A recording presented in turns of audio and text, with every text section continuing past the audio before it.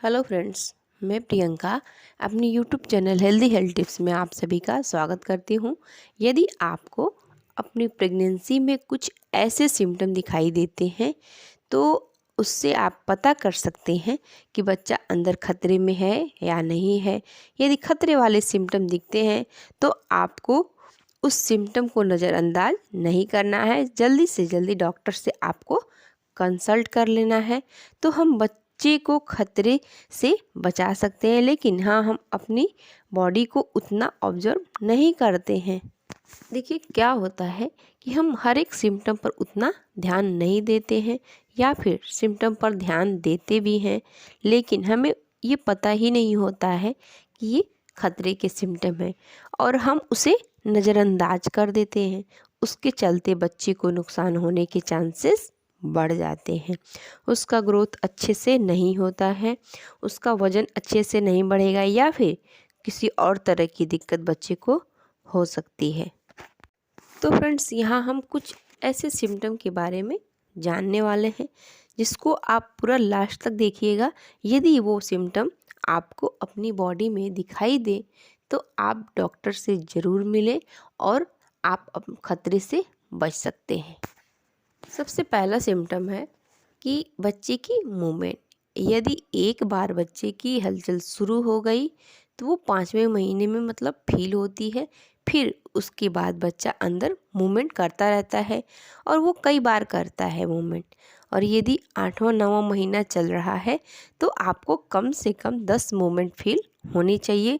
उससे कम movement feel होती है, उसकी कम हलचल फील होती है तो आपको डॉक्टर से इसके बारे में कंसल्ट कर लेना चाहिए। और पहले 5वें महीने तक कैसे पता करें कि बच्चा खतरे में है। देखिए फ्रेंड्स, प्रेगनेंसी के शुरू में हर महीने में आपको डॉक्टर की विज़िट करनी चाहिए और आप सोनोग्राफी से पता कर सकते हैं कि बच्चा अंदर सुरक्षित है या नहीं है, किसी खतरे में है या नहीं है। तो बहुत सारे लोग ये गलती करते हैं कि पहले 3 महीने में डॉक्टर को नहीं दिखाते हैं, स्पेशली पहले महीने में तो दिखा लेते हैं। जैसे ही यूपीटी पॉजिटिव आई तो डॉक्टर से कंसल्ट कर लेते हैं, लेकिन उसके बाद नहीं जाते हैं।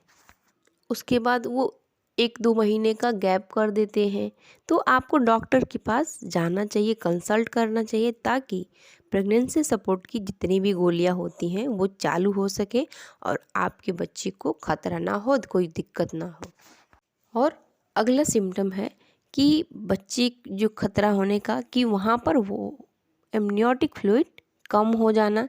यदि आप प्रोटीन इनटेक कम लेंगे, कम होगा वहाँ पे, तो वहाँ पर पानी की मात्रा कम होगी और बच्चे को दिक्कत हो सकती है। और अगला सिम्टम है कि हाथ पैरों में सूजन का आना।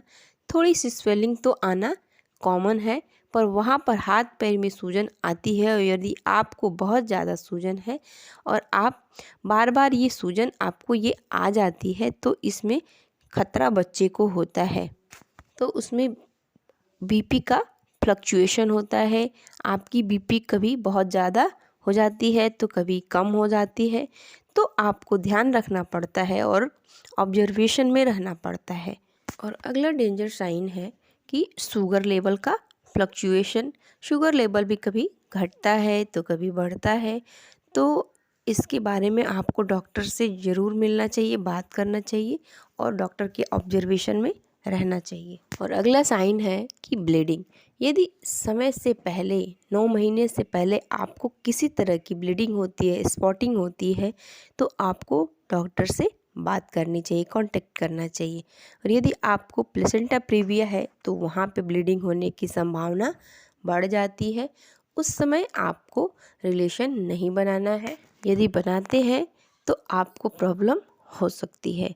और नेक्स्ट सिम्टम है कि यदि आपको पेन हो रहा है तो भी आपको डॉक्टर से संपर्क कर लेना चाहिए।